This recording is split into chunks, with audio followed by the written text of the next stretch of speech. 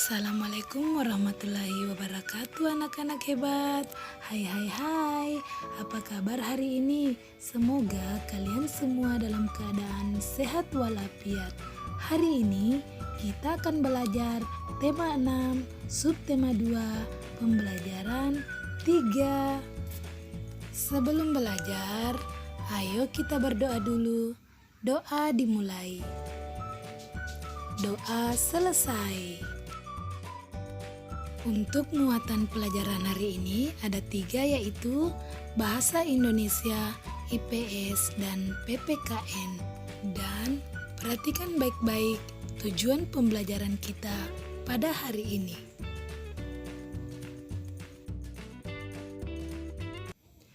Nenek moyangku seorang pelaut, gemar mengarung luas samudra, menerjang ombak, tiada takut, menempuh badai, sudah biasa. Angin bertiup, layar terkembang, ombak berdebur di tepi pantai.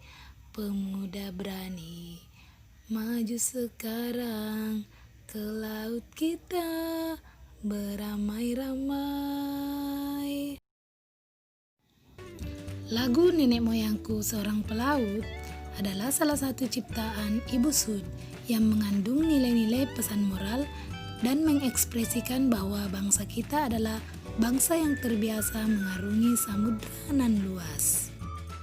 Anak-anak hebat, perhatikanlah gambar di atas dengan saksama. Gambar tersebut menunjukkan kegiatan nelayan setelah pulang dari melaut. Mereka biasanya pergi secara berkelompok pada malam hari dan pulang keesokan paginya. Mengapa demikian? Ingatkah kamu bahwa mereka menerapkan prinsip perpindahan panas secara konveksi? Bagaimana peristiwa konveksi tersebut membantu para nelayan untuk berlayar pada malam hari dan pulang pada pagi hari? Apakah yang terjadi jika mereka pergi dengan cara sebaliknya? Nenek moyang kita selalu melihat peristiwa alam untuk memenuhi kebutuhannya, seperti nelayan yang tahu kapan harus pergi melaut. Wah, betul sekali, Din. Sebagai penggemar ikan laut, keluargaku selalu makan ikan setiap hari. Kami harus berterima kasih kepada para nelayan yang telah menangkapnya dan menjualnya untuk kami. Iya Siti, ikan yang keluarga menikmati setiap hari itu adalah hasil dari interaksi nelayan dengan lingkungan alam. Lalu, bagaimana pengaruh kegiatan tersebut kepada para nelayan itu sendiri ya? Sepertinya perlu dicari tahu nih. Anak-anak hebat, kalian tentu tahu bahwa manusia memiliki kemampuan untuk berinteraksi dengan lingkungan untuk memenuhi kebutuhan hidupnya. Kebutuhan hidup manusia berupa kebutuhan pokok, kebutuhan sekunder, dan kebutuhan tersier. Setiap kali manusia melakukan kegiatan untuk memenuhi kebutuhan hidupnya, selalu memberikan pengaruh kepada lingkungannya, baik lingkungan alam maupun lingkungan ekonomi, sosial, dan budaya. Bacalah artikel berikut untuk memahami salah satu sisi kehidupan nelayan dalam membangun kesejahteraan hidupnya.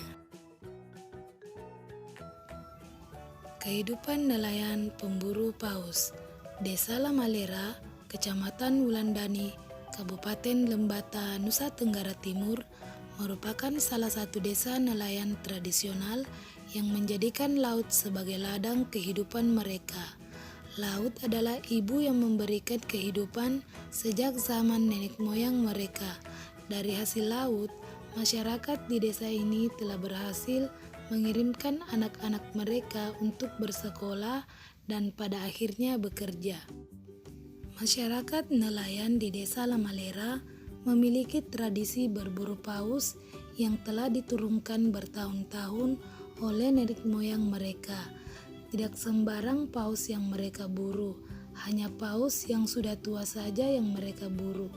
Jika mereka menemukan paus muda, masyarakat nelayan di desa ini akan mengembalikannya ke laut lepas. Mereka pun bersepakat secara adat bahwa dalam setahun tidak boleh lebih dari 15 paus yang mereka buru. Dengan demikian, mereka tetap menjaga agar paus tidak punah. Untuk berburu paus, para nelayan melakukan pemantauan dari bibir pantai dan dari atas bukit. Ada beberapa orang yang senantiasa berada di bukit itu untuk memantau, sambil melakukan kegiatan lainnya seperti memperbaiki jala, menganyam atap perahu dari daun lontar, memasak, atau membaca buku. Jika mereka melihat paus, mereka akan berteriak, "Balea," yang berarti paus. Teriakan itu membuat para nelayan yang berada di bibir pantai segera bersiap melaut. Mereka akan mengirimkan sebuah perahu untuk mengamati jenis dan umur paus. Jika mereka melihat paus itu layak ditangkap, mereka akan memanggil perahu-perahu lain untuk mendekat. Daging dan minyak paus yang berhasil ditangkap kemudian akan dibagi ke seluruh warga desa. Pembagian diutamakan bagi janda dan yatim piatu, baru kemudian kepada penangkap paus, pemilik perahu, lalu kepada masyarakat lainnya. Daging dan ikan paus ini dapat ditukar dengan jagung, umbi-umbian, buah-buahan, dan sayuran dari masyarakat pegunungan. Kegiatan barter ini dilakukan di Pasar Wulandani sekitar 3 km dari Lamalera. Anak-anak hebat, kalian pasti sudah tahu berapa jumlah paragraf dari bacaan tadi. Bagus sekali, jumlah paragraf dari bacaan tadi ada 4. Nah, temukanlah masing-masing pokok pikiran dari 4 paragraf tadi. Tapi sebelum itu, kalian harus tahu dulu apa itu pokok pikiran dalam sebuah paragraf. Pengertian dari pokok pikiran adalah ide utama dari sebuah paragraf. Pikiran pokok disebut juga pikiran utama, gagasan utama, atau gagasan pokok. Setiap paragraf memiliki satu pikiran pokok yang merupakan inti dari pembicaraan yang ada pada paragraf tersebut. Pikiran pokok dalam suatu paragraf biasanya terdapat di awal, tengah, atau akhir paragraf. Sebagai contoh, pokok pikiran pada paragraf pertama dalam bacaan adalah nelayan tradisional Desa Lamalera menjadikan laut sebagai ladang kehidupan mereka. Baiklah anak-anak hebat, kita lanjut ya. Kegiatan nelayan di pantai dan laut tidak hanya untuk membangun ekonomi, tetapi juga untuk membangun kehidupan sosial budaya masyarakat. Kegiatan ini dilakukan untuk meneruskan budaya kehidupan masyarakat nelayan yang telah dilakukan bertahun-tahun yang lalu. Kegiatan masyarakat nelayan di suatu tempat dan tempat lain tidaklah sama. Hal ini dipengaruhi juga oleh kehidupan sosial masyarakat. Nah, kehidupan masyarakat di sekitarmu mungkin juga memiliki keunikan tersendiri. Oleh karena itu, lakukanlah kegiatan pengamatan sebagai berikut ini. Langkah pertama adalah bekerja samalah dengan teman yang berdekatan tinggal denganmu. Yang kedua, amatilah kehidupan masyarakat di sekitar tempat tinggalmu.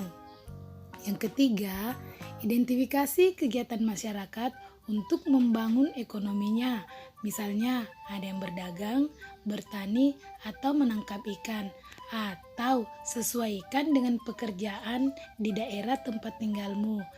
Yang keempat, identifikasi kegiatan kemasyarakatan yang terjadi di daerah tempat tinggalmu, misalnya kegiatan bersama apa yang dilakukan anggota masyarakat.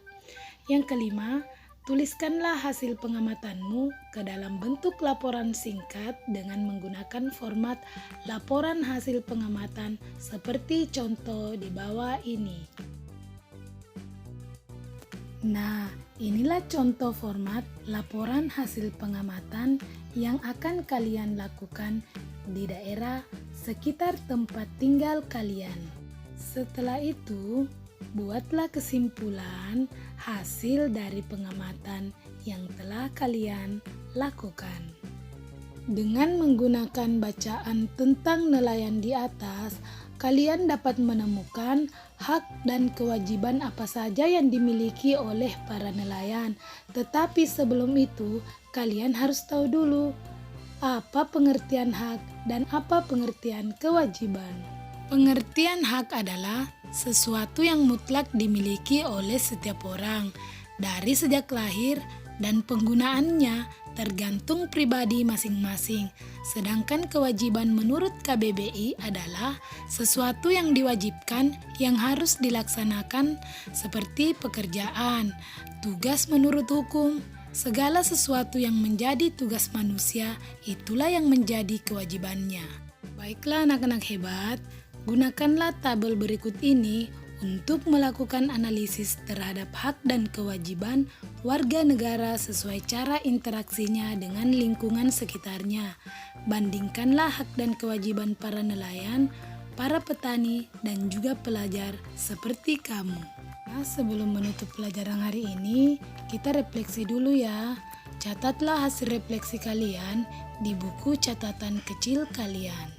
Jangan lupa kita berdoa bersama dulu untuk menutup pelajaran hari ini. Berdoa sesudah belajar dimulai. Selesai. Sekian pembelajaran hari ini.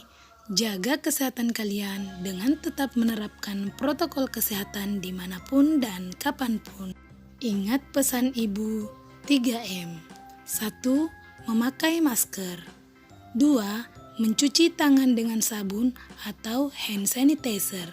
Yang ketiga, menjaga jarak minimal 1,5 meter.